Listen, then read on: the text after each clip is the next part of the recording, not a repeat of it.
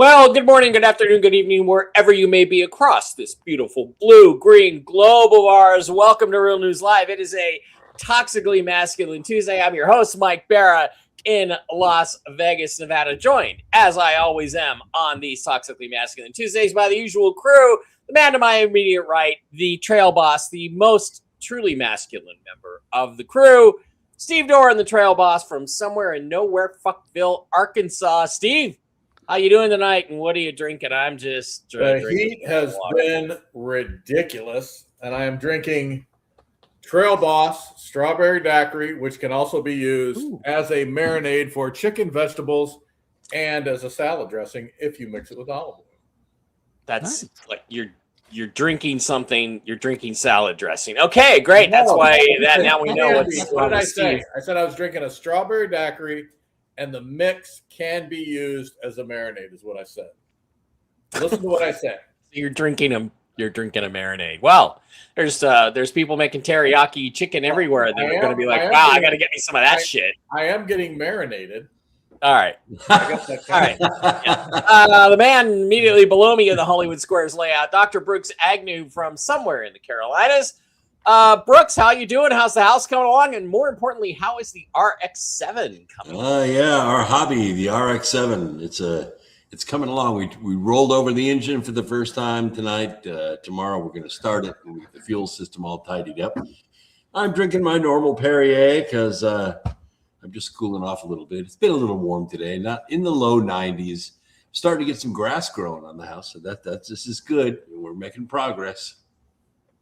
All right. And the final member, but not the final member in our hearts, the most, attractive member of the group, the youngest member of the group in his early 40s, TV's Blake Wally, Gonzo reporter. Blake, how you doing? What are you drinking? I think you're the only one drinking alcohol tonight. No, Steve is getting marinated. I think that's what was alluding to. I didn't know if there was alcohol in it. There's some rum in there. There is alcohol. I didn't specify. Okay, all right. Excellent. Oh, how you doing there? I'm doing well. It's great to be here. I'm in the dance room here at the club, getting ready, trying to cool off. It's been quite hot in Nashville as well, and I'm going to be drinking some of Steve's special rye whiskey here. All right, great stuff. Yeah, I had a great day today. I woke up sick to my stomach. Not quite puking my guts out, but I really wanted to, but I didn't because I had nothing in there. Slept right through the Mushroom Ladies. I was going to have Diana, the Mushroom Lady, on today. Diana, I apologize. We will have her on Thursday instead at 1:30 Pacific. Okay. And, you guys with your heat. Fuck you. Okay? It's 109. In Vegas right now. Yeah. Let's say it's going to be 111, then 112, then 113. Then my two favorites, Saturday and Sunday, 117. 117. This is heat. 117. That's a good day to go out in the desert and look for aliens. There you go. Well, why don't you come out here and do that with me, Steve? Why don't you come on out? I would do it. That's when birds take off from the overhead lines and just burst into flames. Yeah. So, guys, before we get started, I do want to say one thing. Please hit the like button, subscribe, and share. Super chats and Rumble rants do help support the channel. I don't like to do this. I'd really rather not do it. But this is a show with a smaller audience. We typically only get about 1,000 to 2,000 views at the most, which is not, anything to sniff at. But it doesn't generate any income for the show. It doesn't generate any income for the channel. So I have to, if every one of you guys watching, there's 200 of you watching right now, could slip us $5, just $5 every time you watch the show, it would make a huge difference and it would keep the show going. Because frankly, it's the only reason I keep it going is because these three guys are my friends and I like them. And that's really it. I don't want to have to give them any money, but I do like them. So, come on, get with the program. You can Rumble rant, you can super chat, or you can hit us up on my PayPal. Just specify it's for TMT, Toxically Masculine Tuesday. I'll set the money aside. CashApp is $MikeBarrett33 or MikeBarrett33@gmail.com for the PayPal. Is it Mike Barrett or is it Mick Barrett? I don't know. I've got to fix that. So All right, so please do not forget that. It would be great if we could make this show worth doing. So, all right, so where are we going to begin tonight? Well, where we're going to begin tonight is last Saturday night when Donald Trump went to the White House Correspondents' Dinner and went scorched earth. This is probably the first time and the last time the president is going to be invited to the Correspondents' Dinner ever again. He went after Medusa, CNN's Caitlin Collins. This is hilarious. Caitlin Collins Caitlin receiving her award. It was all about me. It's a fake. She shouldn't get the award. It was a fake, but I didn't mind. I said, Caitlin, congratulations. But it was fake. There's no question about it. But she's a young, attractive woman. She never smiles. I said, Caitlin, do you have a smile? Smile. You have a nice position. You're at CNN Fake News. You should be a happy person. So smile, Caitlin. Just smile. But we attack, and I thought Caitlin had really made it big with a major new sponsorship. But then I informed her that it wasn't her on the Bud Light can. It was Dylan Mulvaney. Like $35 billion in market cap. It was the worst commercial ever made, by the way, for those few people that want to hear that. Most people don't care, but I would. I wouldn't want to hire Dylan anytime soon. Caitlin Collins. It's Caitlin Collins. So he compared her to Dylan Mulvaney. Oh my God! This is what the left is actually doing. They actually are like filtering and photoshopping what Caitlin Collins really looks like to make her look feminine or like a woman, and she's not. She's an ugly, hideous bitch. She is as ugly on the outside as she is on the inside. She is totally masculine. Guys, I thought Trump was a little over the top with that one, to be quite honest, but it's actually well-deserved. So Blake, I'm going to start with you. You're the cultural warrior. I think Trump was basically saying, you invite me back here you think this is bad, just invite me back here next year and, I'll fucking roast you. What did you think of this speech? I mean, I saw more than that. He was butt pounding these guys like they were in a federal pound me in the ass prison.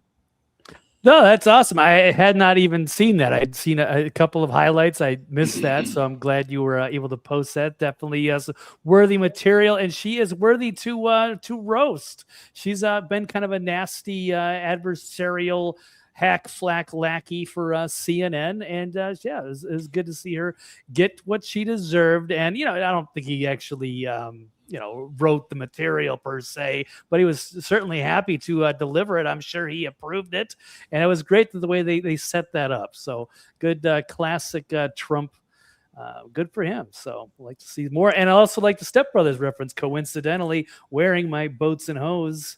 Step Brothers shirt. Step Brothers reference.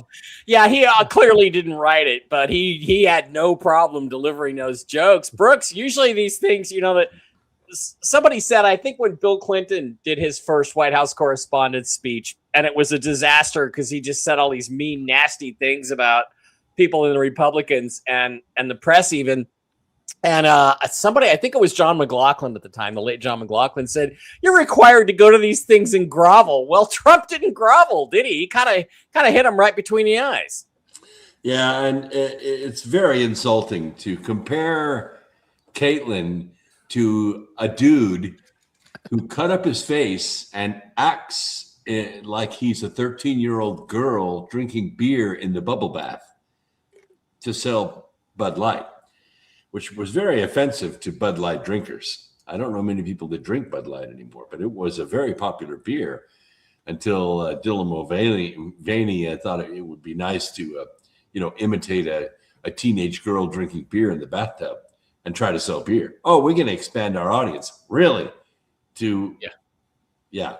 Anyway, you get the idea. Yeah, I mean, do you really? Thank you, Laura, and thank you, Lee, and thank you, David. Do you really think Do you really think that a tranny is going to sell beer to people? Well, That's going to expand your. he is speech. not a tranny. He's a cross-dresser, and he's an actor. Okay. All right, Steve. Affected sales. I got to talk to my contacts in Vegas because as a bartender for 15 years, I can tell you Bud Light and Corona were the two clear-cut number one selling. Oh yeah, beers that we had. absolutely. Well, Bud Light is one of the better tasting Pilsner beers out there. It's light on your stomach, and it's it's an easy drink. It tastes a million times better than it used to taste 25 years ago. Trust me. So it's kind of a go-to beer when there's no Dos Equis. But Steve, what do you make of Donald Trump getting in the media's face, and did you enjoy it? Oh, I love it. I mean, I love the fact that he speaks his mind regardless of who he's talking to and what he's talking about. It's refreshing to have a president who doesn't kiss up to everybody and placate them to get them to talk nice about him. He just says what he thinks and moves on. And the fact that this is his last year as president, I think as time goes on, he's going to get worse and worse. Okay, well, I don't think this is necessarily his last year as president. And one of the jokes he made His last term was his last term. Okay, sorry. One of the jokes he made is, maybe, where he says something about running in 2028, because I do believe he thinks that constitutionally he has a shot at it when he proves, if he ever proves, the voter fraud. So speaking of people who went a little nuts this week, Laura Loomer, our friend, the crazy bitch from wherever she's from, kind of went off the deep end. She took a trip to Ukraine this week, and interviewed Zelensky before he came here to the States for Lindsey Graham's funeral. And it was pretty fucking weird. Suddenly, the woman who's been complaining about Tucker Carlson and all these other people making money from foreign governments appears to have completely flipped and become a Ukraine apologist. I guess they gave her some money. Let's watch a little bit of her interview with Vlad. Say, what is your message as the president of Ukraine to the people of America who are also just trying to survive? We have nearly $40 trillion of debt in our country. Americans are still trying to recover from Bidenflation. We have closed borders now, but we had an invasion of our country, over 25 million illegal aliens who came in. There's an estimated 100 million foreigners, right? 65 million illegal aliens, and over 50 million people who could qualify for deportation living in America, driving up the cost of living. And I think when Americans are struggling to put gas in their cars and pay for food for their children, they want to know, why should I care about funding Ukraine? Why should I send my tax dollars overseas? So if you could explain to the viewers how protecting Ukraine ultimately protects America. Jesus, Laura, ask him a question. He's the president. At the very beginning of the war, nobody was with us, really. With all respect to partners, I mean, it's their internal decision to support or not. It's true. We began the war. Before the war, we didn't have any kind of weapon, any money from the United States. It's understandable. I mean, it's okay. No question. When we defend it. Did you hear that, guys? Did you hear that slip? Brooks, you heard it. What did he say? Wow. He said, when we began the war, yes. We started the war. What you really meant to say, when me and Victoria started the war. Yeah. Which actually the war started before Zelensky got there because she tried to assassinate the duly elected president before him. Yep. Okay, so let's start with you, Brooks. Do you think this signals any major geopolitical shift here that MAGA Laura suddenly? I mean, it looks like pretty obvious. She just got a payoff. She went to Kiev out of nowhere. Wasn't even saying she was going, and now she's suddenly sucking up and sucking down. Well, I don't know if she was sucking up. I mean, she laid it out there pretty good. Look, things are rough in the United States for these three reasons. Why should we be giving you guys any money? I thought that was a pretty legit question. Well, it is kind of a legit question, one which he did not actually really answer. But Blake, what are your thoughts on this sudden conversion from being more pro-Russian to suddenly Ukraine is the greatest country on earth? Who's paying her?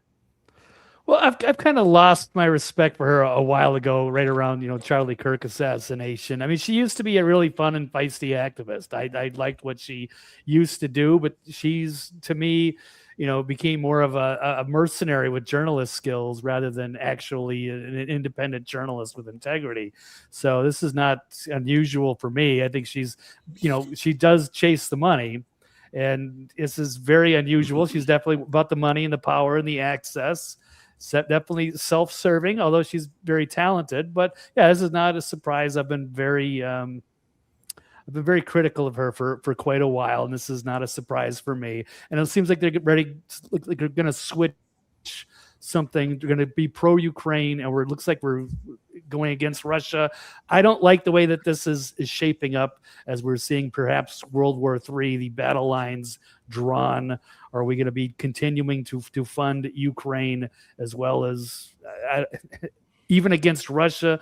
That seems to be kind of a bad idea, but I think that's what they're trying to frame right now. So I don't like this idea at all.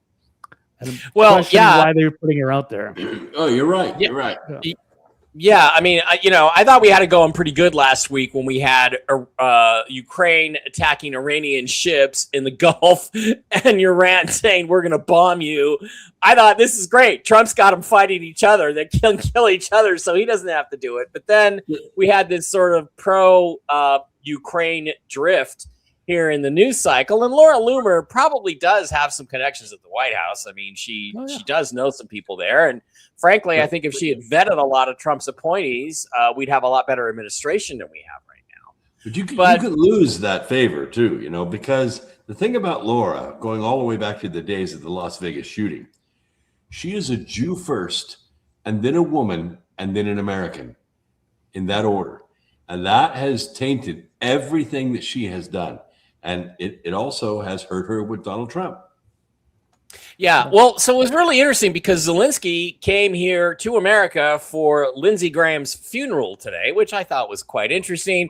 But notice when he arrived, he didn't exactly get the red carpet treatment. Let's watch. There he is, coming off his own plane. Oh, that's the Ukrainian, I think, ambassador there, and his own pilot is saluting him. And there's no American delegation, none at all. Nobody met Zelensky. And then a little bit later at the funeral. By the way, this is the funeral of Lindsey Graham today. It had this is Trump. What is that? Paying tribute. It's a Catholic.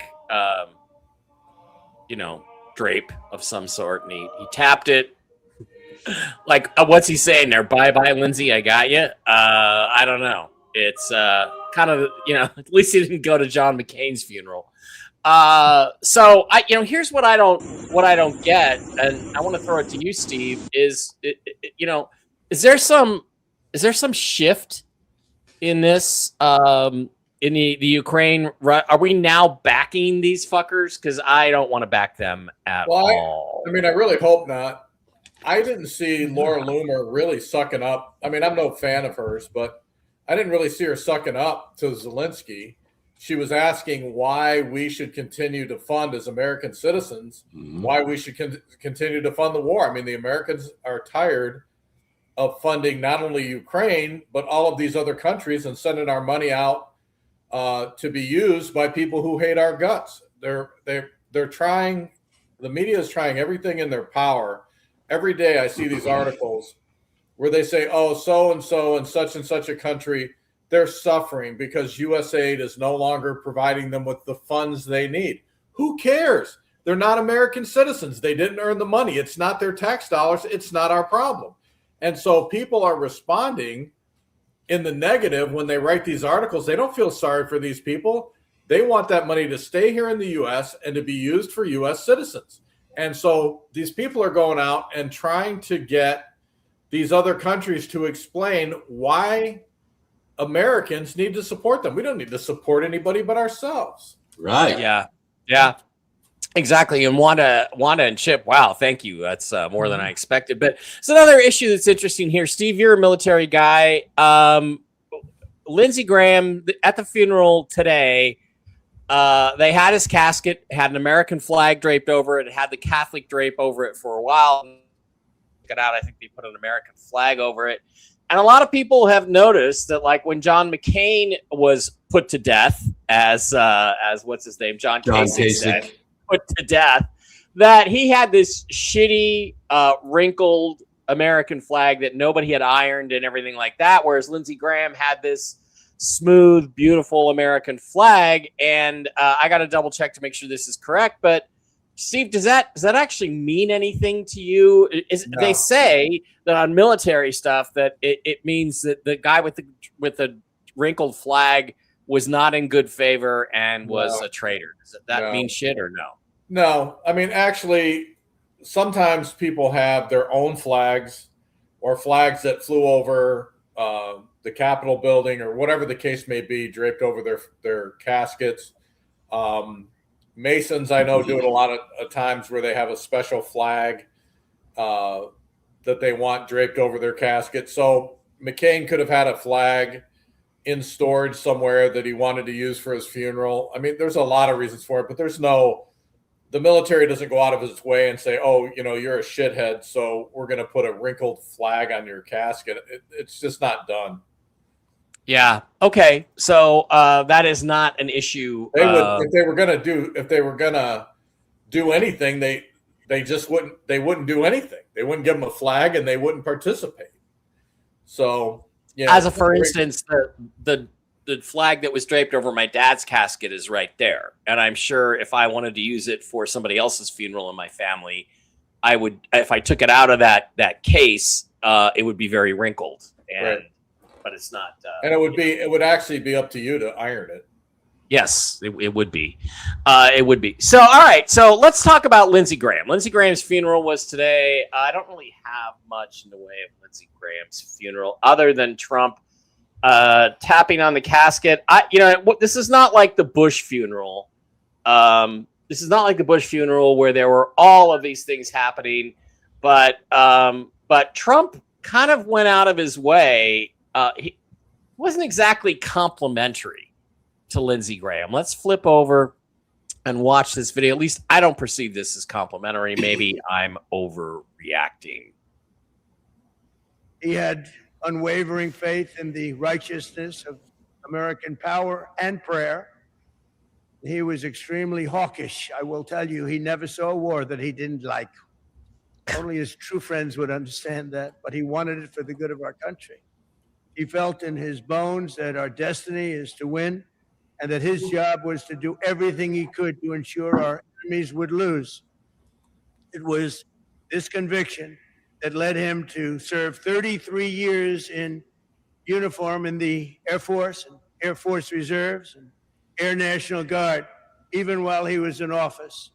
And it was this conviction that took him as a senator to almost every country, confronting America's adversaries and standing up for America's friends. Okay, so that's what Donald Trump said. I don't really perceive that as a compliment. He never saw a war he didn't like, is basically what he said there, right? And then, and I mean, Lindsey Graham said terrible things about Donald Trump. He said January 6ers should be shot in the head. That would include two two guys on this broadcast. If Bring it. He was a dickbag and he was a warmonger, and he's responsible, along with Victoria Nuland, as you pointed out, Brooks, for hundreds of thousands, if not millions of deaths across the globe by pushing for all these wars that basically we didn't need. So I don't get, is Trump complimenting him here, or but he did it for America. Is he complimenting him here, or is he criticizing him? And I think it's a left-handed compliment. Like you don't sweat much for a fat girl.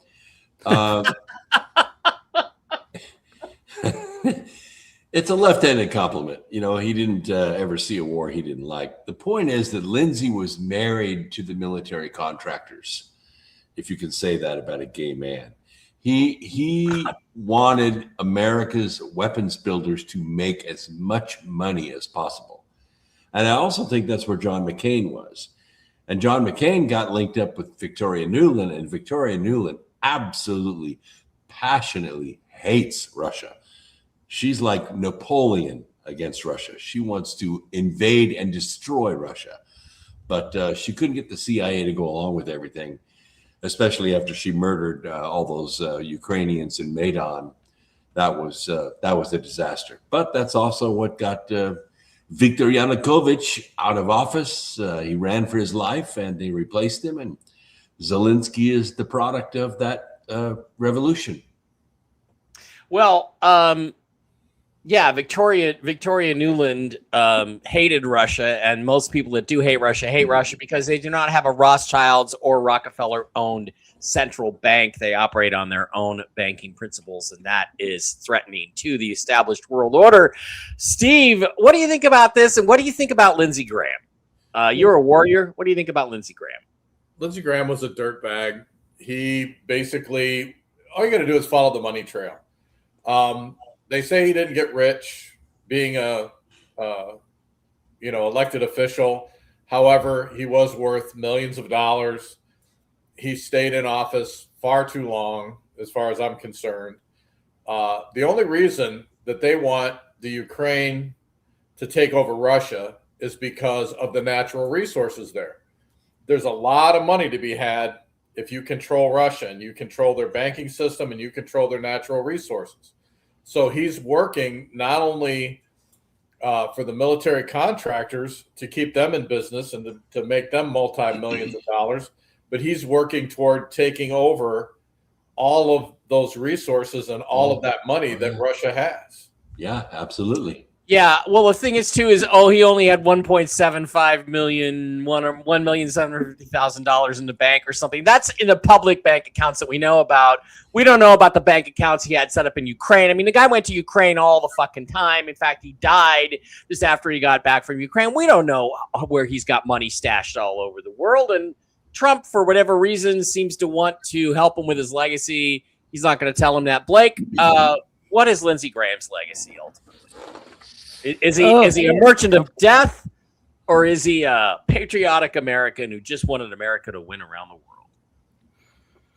Definitely more of the merchant of death. And with maybe it's a love-hate relationship with Trump, but he knew that he's well connected, and he's probably fun to be around. He had an interesting personality, and perhaps it's part of Trump to keep his enemies closer. I guess he had entertainment value, and in a way, I kind of actually miss Lindsey. I think he would have been great as a Republican strategist. He could have been like the James Carville type. I just didn't like him as a senator. He was always in favor of sending our tax dollars off for wars and sending our kids to go die in those wars. So he was really an evil little bastard. I don't know what to call him, but he was not a good person at the end of the day. How about faggot? He was an evil little faggot. Yeah. This is a toxically masculine show. We can call people fags on here. By the way, we never call homosexuals fags. We just call guys that are heterosexual but act like girls fags. That's what a fag is, by the way.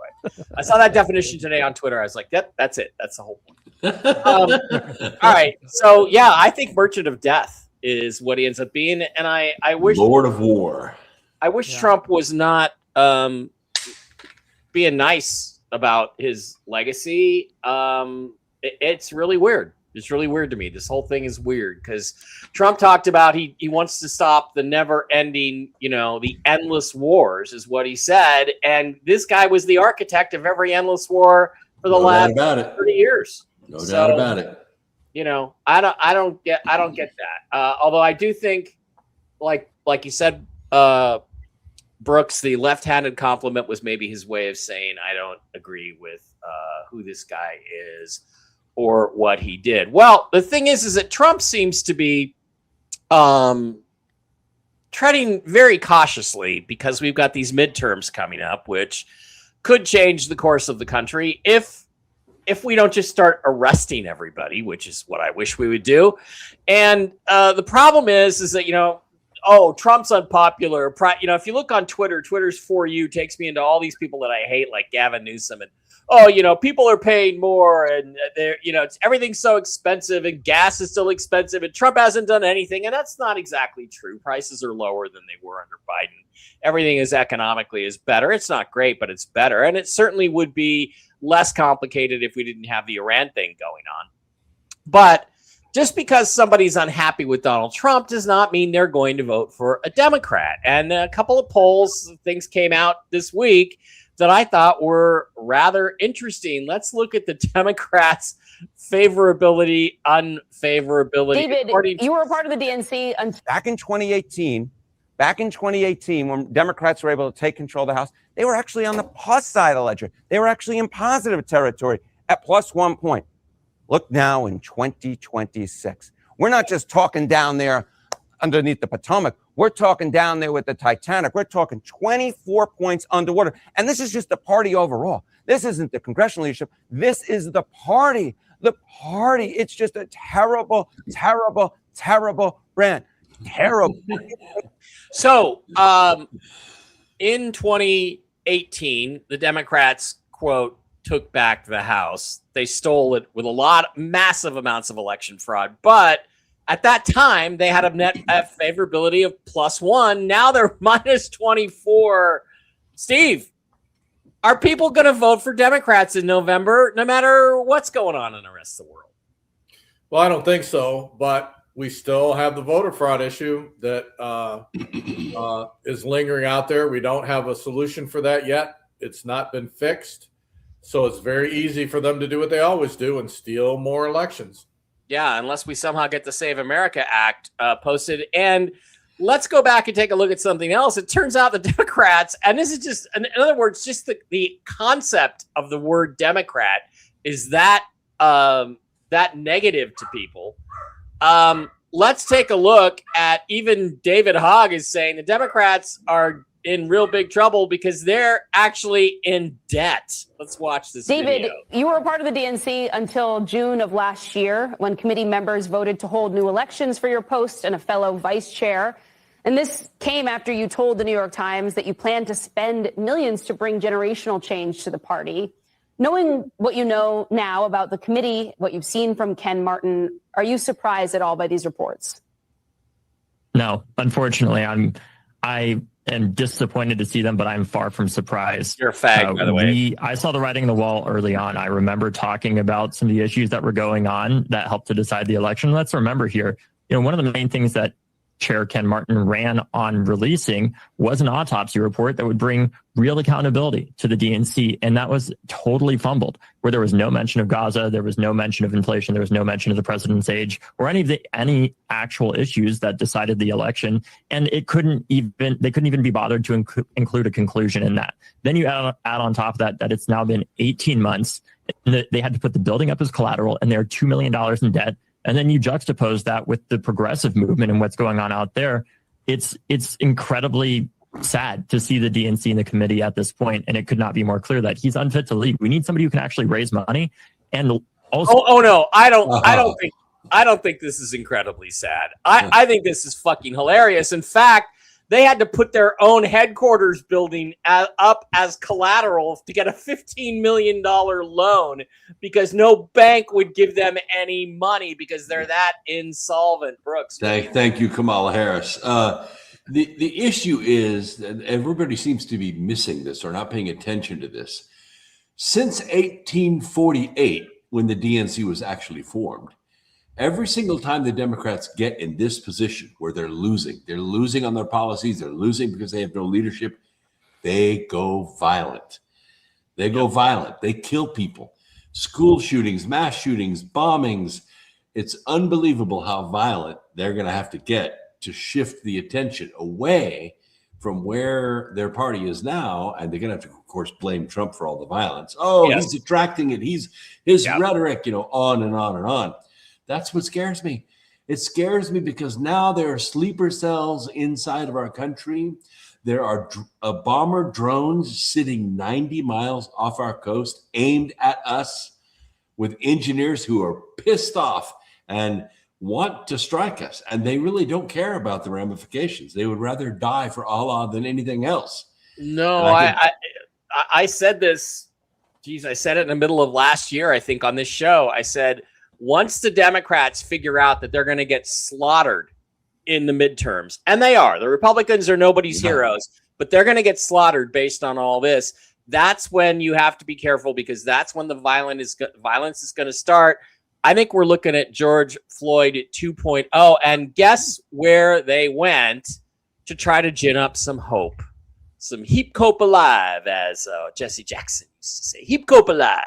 He used to say keep hope alive. I don't know. Where did they go? Vegas? They're going to go to AOC, and Kamala has indicated she's going to. They think that in 2 years, this ticket is going to beat Donald Trump or JD Vance or Marco Rubio. I think it's going to be Donald Trump. But again, you know, what are the chances of this ticket winning? And Blake, you know, what do you think? What do you think about the state of the Dems at this point? I think they're fucking dead in the water.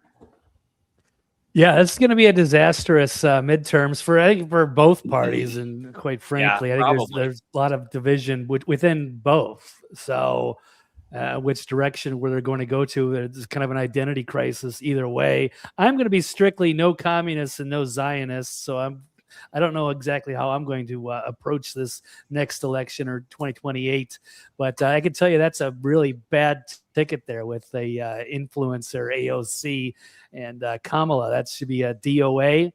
That's definitely going to lose to the JD Vance, who's a much more rational person.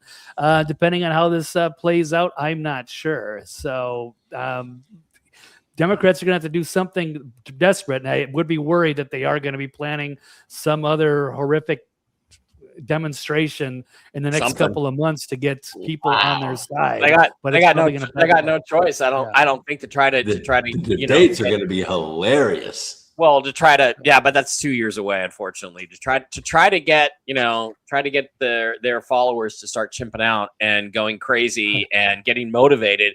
Right now, they're probably not motivated at all that I can see. If that's the state of the party financially, then their voters are not motivated in any way, shape, or form to come out for them. And their solution is to put out these two drunken dingbats in 2 years. Wow, it's going to be really, really something else. One thing that I don't know, Steve, I gotta ask you this. After seeing women in leadership all over the world, do you ever see yourself? Could you ever see yourself voting for a woman? No, ever. And why not? Well, I mean, first of all, they operate on emotions. They don't look at the big picture. They make decisions based on how they feel versus what's good for the nation or what's good for the company or the organization, and they take everything personally. So where, like, we do this almost every week where we get in fights and arguments and don't agree with each other, you know, at the end of the day, we're still friends and we still can go have a beer together and you know, have a meal. With women, it doesn't work that way. They take it very personally, and they hold grudges forever. And it's totally based on emotion. That's why we have all the problems that we have. We have all these liberal women who want to be your mommy. And so they vote these idiots into office who they think are going to turn the country into a nanny state. They are the problem. It's not my opinion. It is fact. All they want to do is make rules for the rest of us to follow. That's all they want to do. And by the way, you look at the stupid crap that they do. You know, they're standing on the sidewalk, singing stupid songs that they make up and making stupid noises. I mean, how does that solve any problems? How is that communicating to the public that there needs to be a change by standing on the sidewalk and they're all going, whoop, whoop, whoop, whoop. I mean, it's the stupidest thing you've ever seen. It's asinine. Deb does not agree, but you know what, guys, I don't know if you know this, but the Vatican has a time machine called the Coronavisor, and they've had it for more than a century. The Coronavisor, and it can see into the future. And in fact, we have just pulled a video out of the Coronavisor showing us the first woman president of the United States, the first female presidency of the United States. And here it is, straight from the coronavirus. Here you go. President woman, why did you bomb Ohio?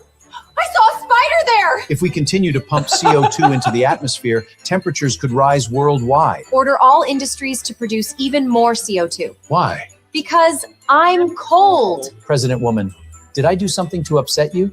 I'm fine. You don't seem fine. You cut off all trade with us. Maybe I just don't feel like trading with you anymore.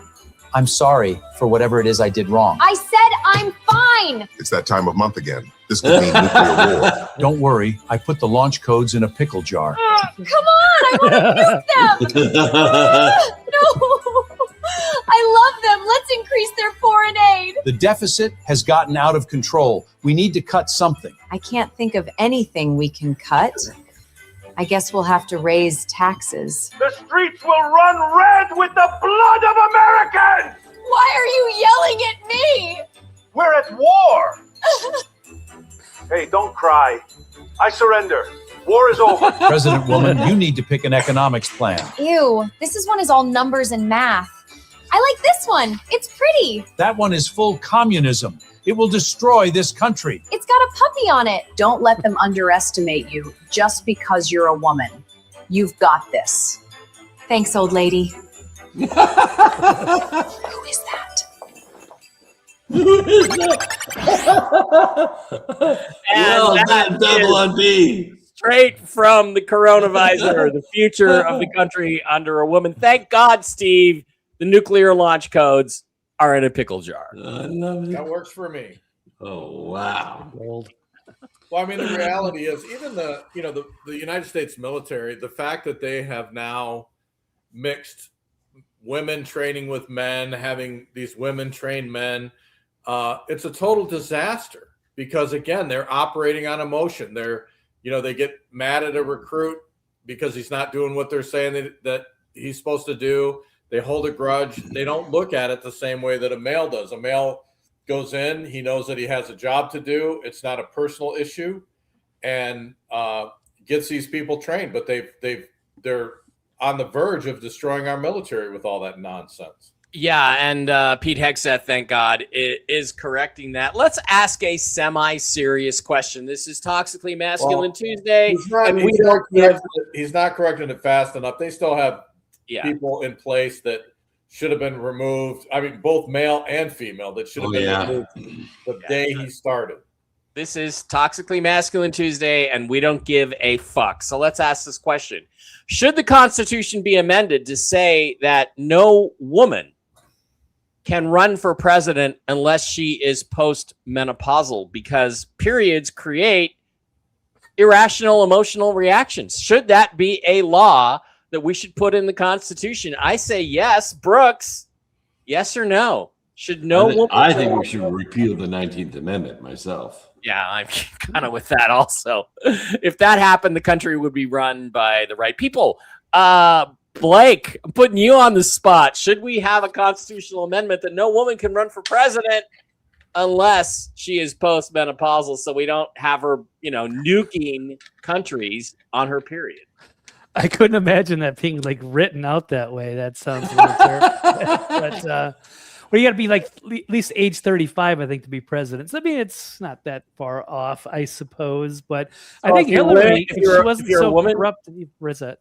Well, I was just going to say, if you're a woman, should we make it? You can't run until you're age 55, 60. Oh, that's a tough one. I know there's a few there are exceptions. There are outliers. I think that would be good in those positions. I don't know much about the Meloni lady of Italy. I think Le Pen could have been an effective leader in France. Hillary, if she wasn't so evil and corrupt, she could be effective. But yeah, it's not really suitable for most women. I don't think that kind of a job. No offense to the ladies who are fully capable of so many things, but that would be too much for me. Yeah, but leadership might not be one of them. Yeah, not Kamala, not AOC, and not most of them. Sorry. Steve, what do you think? I mean, no women. I don't even want them in office. Even after a certain age, their hormones go absolutely insane. They do. And they turn into screaming 19. lunatics. They turn into screaming lunatics who can't make an appropriate decision and just run around screaming orders. Oh man, if this doesn't get this channel banned, I don't know what is going to get it banned. Well, right. the reality is this is the only show you're going to watch where we're going to tell you the truth. Hosts of the show are going to tell the truth. Now, there are women out there who I believe are very capable. They're capable to work in a lot of different areas. Yep. I'm not anti-woman. I am just anti-woman in certain positions. Because again, if you're that require you should be masculinity. Right. Or I mean, if you don't have the physical ability, you see all these women, especially women policemen. I worked with them for years. They always got their asses kicked. Always got their asses kicked. They would go through, I've got training. I know how to do this. I know how to do that. It's, it's all fun and games until they get punched in the face the first time, and then it's all over. Then they start crying, and then they have to leave the department and go. Maybe I'll take a desk job. And they got PTSD, and they're it's like, why waste they're not physically capable to do the job. There is not a woman out there who is physically capable of doing the job, mentally capable of doing the job. And it's a fact, because we have seen it over and over again where they'll take some little skinny guy, they'll put him up against 8 bodybuilding women, and he will kick the shit out of every one of them at the same time. So you tell me that this woman is capable of arresting a suspect who does not want to be arrested. If he doesn't want to be arrested, that's the key. Yeah, it's that way in industry too. I worked, and Mike did too. We consulted for the biggest corporations on the planet. Yeah. And when we see women in leadership positions, it's always losing money. Always losing money. And women have specific problems that aren't conducive to men. And so you put them out in combat in a filthy situation, in a foxhole for weeks and months at a time, they are going to have serious health issues that cannot be controlled. And you do not want to put them in that situation. It's true. And it's just, it's biological. They can't help it. And there's no reason to put them in a situation like that. As an example, when I lived in Chicago, there was a DJ, a sports talk jock in Chicago, and he challenged the local WNBA team. He said, I will play any 6 players off of your team one-on-one for charity. And if I don't win every game, I will wear a dress on the air tomorrow.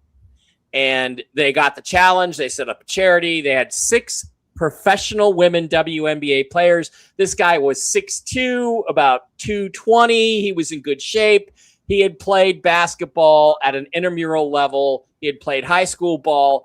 He beat all 6 of them. And the games were not even close except the last 2, because he was starting to get really tired, because he played 6 different players. He stomped them. Played to 21 one-on-one. He won 21-2, 21-4, 21-6, 21-10, 21-18, 21-18, 19, something like that. But he beat them all. They're professional women athletes, and he destroyed them. And he's just a guy off the street that you would play ball against in the gym. It happens all the time. Let's talk about your gay sport soccer. They had a boys' high school soccer team. 15 years old. That played against a professional female soccer team, and they kicked the snot out of them. And these are just high school boys they're not professional.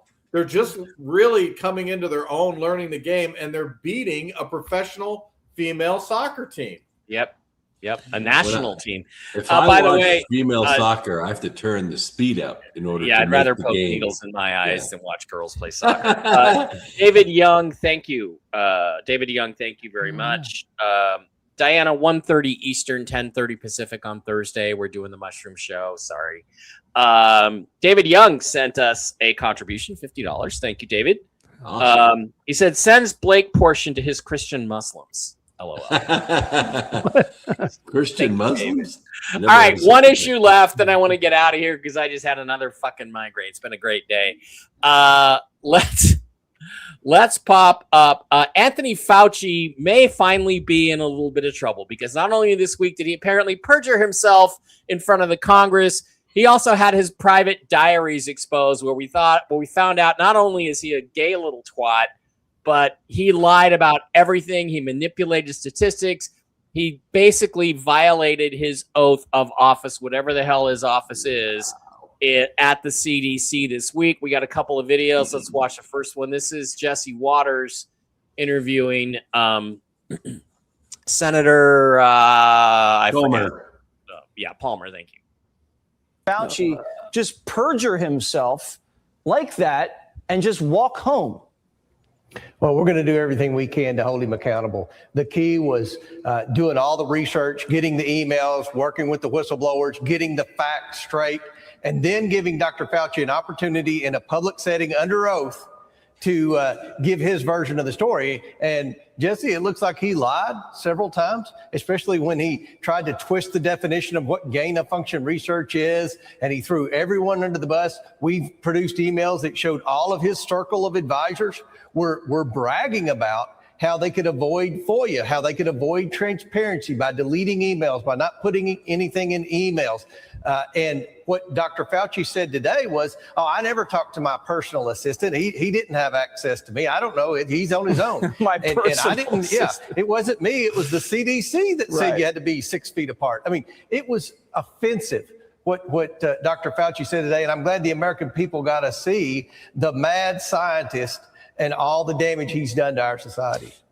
Fauci just perjured. Okay, so we got that. And then we also have Robert F. Kennedy Jr., the Secretary of Health and Human Services, also going off on his... He's going to testify in front of Rand Paul's committee this week. He has immunity against all of the things that he did prior to President Biden signing, or the electronic pen signing his pardon, but he could perjure himself now. There are many things that he said that we know are lies, and Rand Paul presumably is going to ask him about those things. And if he lies again, then he could be subject to perjury prosecution. He's going to testify in front of Rand Paul's committee. Obviously, Fauci knows this, so we're going to get a lot of I do not recall that. But here's the thing: you can pardon somebody for anything except treason.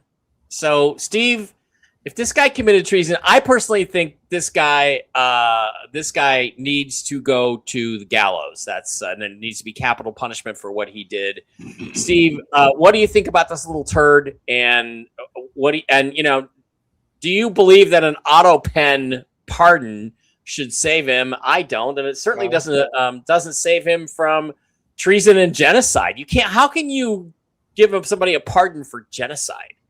Well, that's the thing. How can you pardon somebody who hasn't been convicted of a crime? A pardon is setting aside a criminal act that they committed and were convicted for. He wasn't convicted of anything. So the pardon, in my opinion, is no good. You can't have a blanket pardon where I say, if I'm president, I go, okay, Mike, for the rest of your life, no matter what crime you commit, you'll never, ever go to jail. It doesn't work that way. It's for somebody who has gone to jail, either have been wrongfully convicted or who has shown themselves to have turned their life remorse and they want to get back to leading a normal existence. But in this particular case, he was never convicted of anything. So as far as I'm concerned, his pardon isn't worth the paper that it's written on. They're playing these political games again, and they're even saying, like, you got to listen to what they say. He's like, oh, if he lies, he could be prosecuted. He could be.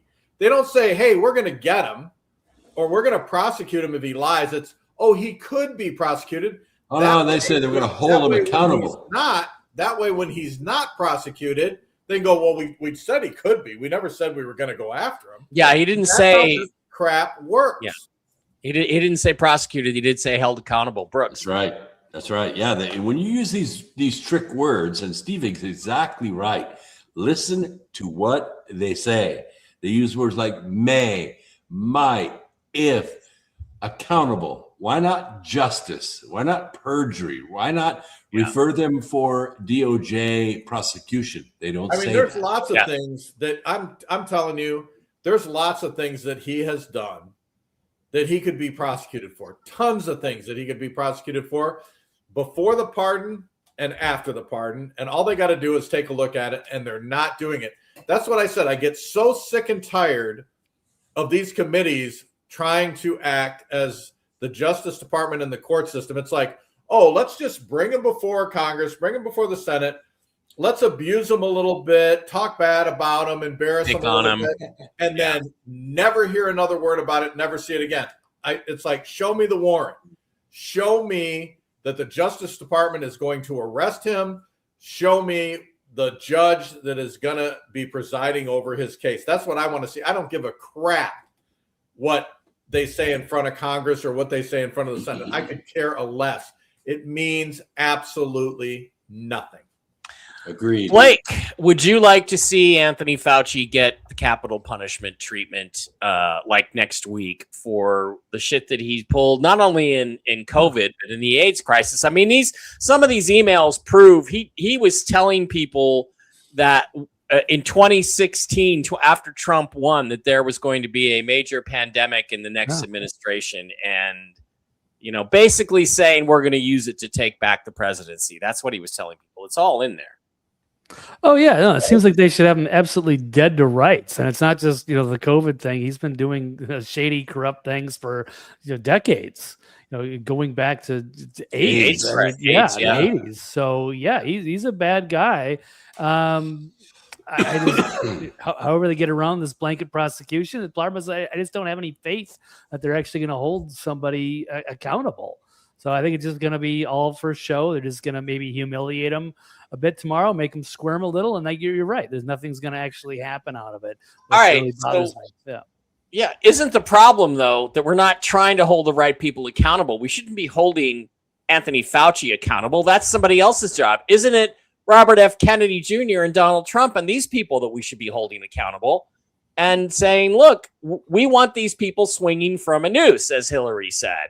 Why aren't they doing that? And what would it take? Anybody have a thought on what would it take to get that done? And because it doesn't look like Trump's going to lose the midterms the way things stand now. I don't know what it would take. How do we leverage these guys? Any ideas? Well, the only way that you're going to leverage them, and I'm not going to go into great detail, but is for literally the people of the United States to revolt and scare the absolute shit out of every politician that holds office in this country. We tried that. Me and my friends went to DC. We tried that. It's not happened yet. What are you talking about? Going on the January 6th? Yeah. They didn't do shit. I know. It was a peaceful protest. I'm talking about people getting upset nationwide, going after these politicians and not tolerating their nonsense. I'm not just talking about and then Trump waited months. Trump waited months to pardon those people. That's what should have been the first fucking thing he did. Yeah. After he got inaugurated, you should have turned around, signed the executive order, or signed the pardon that pardoned every single person in January 6th. It should have been ready to go. Signed a general executive order, said I'm gonna pardon all these people, release them immediately, and then gone through it took him months while he let those people run. Tina Peters just got out a month ago. Tina fucking Peters. And why aren't the people who created January 6th, why aren't the politicians, why aren't they being arrested? Why aren't they being held accountable? Why isn't the policeman who murdered that military lady, why isn't he going to jail? Michael Bird. Yep. Nothing's happening. They get away with everything, at least they have so far. So I don't know if anything's going to happen around that. Guys, thank you for the contributions. Appreciate it very much today. And thank you to the panel for being here. We'll be back next week. I'm supposed to be on tomorrow with Susan at 3 p.m. Pacific, 6 p.m. Eastern for Tell the Truth Wednesday, and then I'll be on Whiskey and Wisdom with the original Mark Z tomorrow, and back with the Mushroom Lady Diana on Thursday, talking about traveling with your pets, and then back on Friday with Susan at 7 Eastern, 4 Pacific. So that's the schedule for the rest of the week. Thank you guys for being here. Any final thoughts, gentlemen, from any of you? Well, it's a shit week. We love our audience, even though Max's mom thinks we're male chauvinist pigs, but she should look at the name of the show, Toxically Masculine Tuesday. That's what this show is all about. I do love all of the emails that we get throughout the week, messages on Facebook, all of that kind of stuff. You are the best audience, the most loyal audience in the world. We love you. We love you. We also love females. We revere them. We worship them in many cases, but this is a masculine show. Again, there are men and there are women, and there are men jobs and there are women jobs. And that's just the way it is. I worship women. Yeah. You know, for exactly 6 minutes after I get done having sex with them. You can get anything out of any man. Ladies, we're going to tip you off. That 6-minute window, you can get anything you want in that moment. Don't forget that. There's a little man tip for you. I can tell you that we would put our life on the line to protect each. Oh yeah, at that moment, we would literally put ourselves in harm's way. I'd wrestle a fucking bear. From happen to you during that 6-minute period. After that, it's like, oh God. Can you stop Mike wouldn't, but we have already decided Mike's a little gay, so that's a little different.